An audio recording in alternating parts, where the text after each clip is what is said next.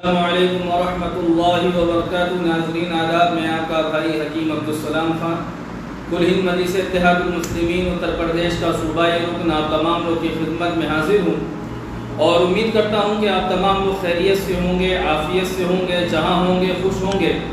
आप तमाम लोगों से अदबन गुजारिश कर रहा हूँ कि आप तमाम लोग वीडियो को ज़्यादा से ज़्यादा शेयर करिए और ताकि हमारी आज के इस वीडियो में ज़्यादा से ज़्यादा लोग जुड़ सकें। आज हमारा बहुत अहम मौजू आप तमाम लोग के दरमियान में, आज लखनऊ की सरजमीन पर और ख़ास तौर से उत्तर प्रदेश की सरजमीन पर सियासी पारा बहुत गर्म था। ऑल इंडिया मजलिस इत्तेहादुल मुस्लिमीन के सदर जनाब बैरिस्टर असदुद्दीन अवैसी साहब की मुलाकात असपा के राष्ट्रीय अध्यक्ष चंद्रशेखर आज़ाद और श्री ओम प्रकाश राजभर से, और ये मुलाकात एक खुसूसी मुलाकात थी। आप तमाम लोग देख रहे थे एबीपी न्यूज़ चैनल पर शिखर सम्मेलन हो रहा था। चंद्रशेखर भी आए थे, बैरिस्टर असदुद्दीन अवैसी साहब भी आए थे और ये खुसूसी मुलाकात उत्तर प्रदेश की राजनीति में एक नई खलबली मचा दी है। ख़ास तौर से सोशल मीडिया पे देख रहा हूँ कि बैरिस्टर असदुद्दीन अवैसी साहब के फ़ोटोज़ जो सोशल मीडिया पे बड़ी तेज़ी के साथ वायरल हो रहे हैं और उस पर समाजवादी और कांग्रेस के लोग जो कमेंट्स कर रहे हैं वो आप तमाम लोग पढ़ रहे हैं। ओवैसी साहब के इस दौरे से समाजवादी और कांग्रेस के लोग ज़्यादा परेशान नज़र आ रहे हैं और ओवैसी साहब ने अपने डिबेट में कहा है कि हम चाहते हैं यकीनन समाजवादी बसपा गठबंधन करे, लेकिन हम किसी के सामने भीख मांगने नहीं जाएंगे। दावेदारी करते करते एक अरसा गुजर गया, अब हिस्सेदारी की अगर बात हो रही है तो आप हमारे पास आइए। यकीनन हम यूपी के अंदर भाजपा को हराना चाहते हैं, जालिम और फाहिश ताकतों को रोकना चाहते हैं और जो लोग ये चाहते हैं कि भाजपा हारे वो हमारे साथ आकर गठबंधन का हिस्सा बने। आज यूपी के अंदर बैरिस्टर असदुद्दीन अवैसी साहब का ये दौरा सियासी खेमों में खलबली मचा के गया है कि चंद्रशेखर आज़ाद से मुलाकात हुई। चंद्रशेखर क्योंकि उत्तर प्रदेश के अंदर वो भी इलेक्शन लड़ने की तैयारी कर रहे हैं। श्री ओम प्रकाश राजभर से बीच में कुछ इख्तलाफात जो सोशल मीडिया पे अपलोड हुए थे और सोशल मीडिया पे जो डाले गए थे वो तमाम लोग देख भी रहे थे, लेकिन ओवैसी साहब ने कहा है कि अभी इंटरवल हुआ है, अभी पिक्चर बाकी है, देखते रहिए आप तमाम लोग। लेकिन यूपी के इलेक्शन में, यूपी के चुनाव में जो मज़ा आने वाला है और आप तमाम लोग देखेंगे कि यूपी के अंदर मजलिस इत्तेहादुल मुस्लिमीन पूरी ताकत के साथ चुनाव लड़ने जा रही है। मजलिस इत्तेहादुल मुस्लिमीन पूरी ताकत के साथ चुनाव लड़ने जा रही है। बसपा को, समाजवादी को, दोनों को गठबंधन का ऑफर दिया गया है। अब ये लोग गठबंधन को एक्सेप्ट करते हैं, कबूल करते हैं, नहीं करते हैं, ये इनकी मर्जी है। लेकिन 2022 के अंदर हम तमाम लोग पूरी ताकत के साथ यूपी में चुनाव लड़ने जा रहे हैं। अल्हम्दुलिल्लाह 2017 के बिलमुकाबिल 2022 में हमारा ऑर्गेनाइजेशन, हमारा संगठन बहुत मजबूत होगा।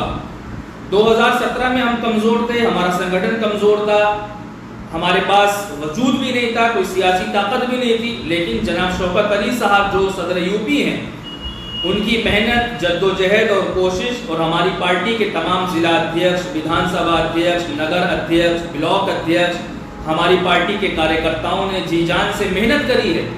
अपना जान, अपना माल, अपना वक्त, अपना पैसा लगाकर मजलिस इत्तेहादुल मुस्लिमीन को यूपी के अंदर सींचा है और उनकी मेहनत से और आप बुजुर्गों की दुआओं से जो लोग सोशल मीडिया पर रहकर पार्टी का प्रचार प्रसार करते हैं, उन लोगों की मेहनत से 2022 के अंदर इंशाअल्लाह ताला मजलिस इत्तेहादुल मुस्लिमीन का एक बेहतरीन रिजल्ट आएगा, एक बेहतरीन नतीजा भी आएगा। क्योंकि यूपी की जो जनता है अब वो बदलाव चाहती है, यूपी की आवाम बदलाव चाहती है। कोरोना काल में जो हालात यूपी के अंदर पैदा हुए वो तमाम लोग देखे थे। हॉस्पिटल में दवाई नहीं थी, हॉस्पिटल में इमरजेंसी में, आईसीयू में वेंटिलेटर्स नहीं थे और आपका जगह नहीं थी हॉस्पिटल में, ऑक्सीजन नहीं था, शमशान में जलाने के लिए लकड़ियां नहीं थी, शमशान में अपने मुर्दों को अंतिम संस्कार करने के लिए जगह नहीं थी। क्या क्या हालात पैदा हुए। जानवर मुर्दों को खा रहे हैं, हड्डियां नोच रहे हैं, कुत्ते खा रहे हैं।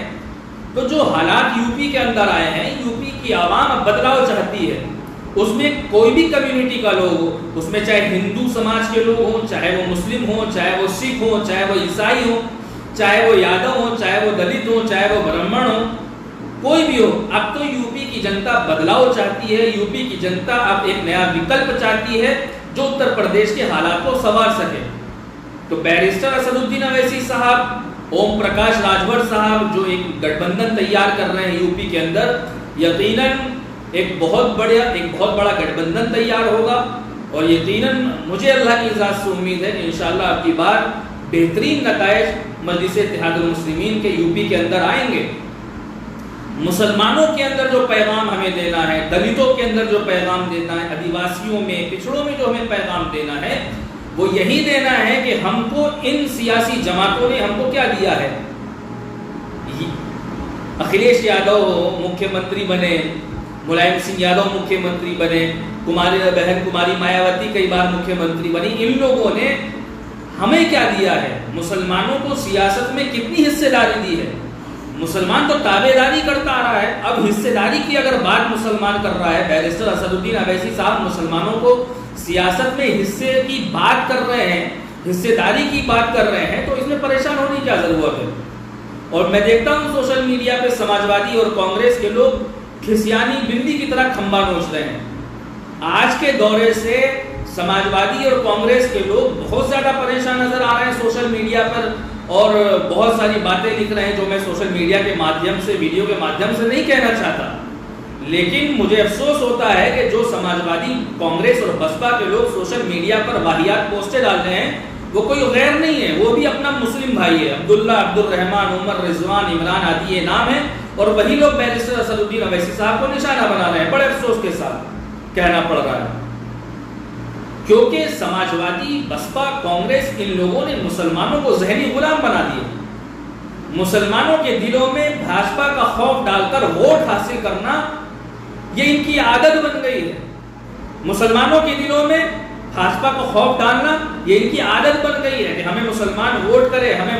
अच्छा, दूसरी चीज ये पॉइंटेड बात तो ये है, जो लोग ओवैसी साहब को वोट कटवा बोलते हैं, जो लोग भाजपा की बी टीम, सी टीम बोलते हैं, मेरा उनसे सवाल ये है कि मुसलमानों के वोटों का बंटवारा करने वाली समाजवादी, बसपा, कांग्रेस के लोग हैं। मुसलमानों का वोट समाजवादी में भी जाएगा, मुसलमानों का वोट बसपा में भी जाएगा, मुसलमानों का वोट कांग्रेस में भी जाएगा, मुसलमानों का वोट लोकदल में भी जाएगा, मुसलमानों का वोट अरविंद केजरीवाल की पार्टी में जाएगा। तमाम दलों में मुसलमानों का वोट बटेगा। असल में तो वोट बांटने वाले समाजवादी, बसपा, कांग्रेस के लोग हैं और इल्जाम लगाए जाते हैं ओवैसी साहब पर। अरे क्या समाजवादी, बसपा, कांग्रेस वाले मुसलमानों के वोटों के ठेकेदार हैं? नहीं, बताइए ना, मुसलमानों के वोटों के ठेकेदार हैं ये लोग। मुसलमानों का वोट सबको चाहिए, सबको चाहिए, सपा को भी चाहिए, बसपा को भी चाहिए, कांग्रेस को भी चाहिए, तमाम सियासी जमातों को मुसलमानों का वोट चाहिए।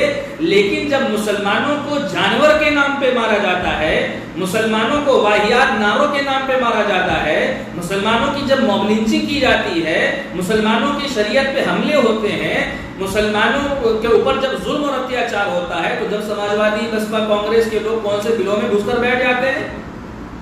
आजम खान साहब के मुद्दे पर कोई सफाई नहीं बोला, आजम खान साहब के मुद्दे पे नहीं बोलेंगे, लेकिन ओवैसी साहब बी टीम और सी टीम है। मुझे तो अफसोस होता है इन लोगों पर, इन लोगों को इतना जहनी गुलाम बना दिया है। इस जहानत को, जो गुलामी की जंजीरों में जो कैद हुई है, उससे रिहा होने की जरूरत है। आखिर कब तक गुलामी करेंगे? हिंद के मुसलमानों को आज नहीं तो कल, 5 साल बाद, 10 साल बाद अपनी सियासी जमात को, अपना सियासी लीडर को चुनना पड़ेगा। यादवों की अपनी जमात है, ब्राह्मणों की अपनी जमात है, दलितों की अपनी जमात है, जाटों की अपनी जमात है, जाटवों की अपनी जमात है, सबकी अपनी सियासी जमात है। मुसलमानों की अपनी सियासी जमात क्यों नहीं होना चाहिए? मुसलमानों का अपना सियासी लीडर और सियासी रहनुमा क्यों नहीं होना चाहिए? बताइए मुझे। मुसलमान सपा के पीछे भी, बसपा के पीछे भी, कांग्रेस के पीछे भी, लोकदल के पीछे भी, तमाम दलों के अंदर मुसलमान हैं। तो इसलिए मेरा अदबन पैगाम ये है कि अपनी जमात को, अपनी लीडरशिप को तैयार करिए, अपनी क़यादत को मजबूत करिए। आखिर कब तक गुलामी करेंगे? आखिर कब तक जिंदाबाद मुर्दाबाद के नारे लगाएंगे?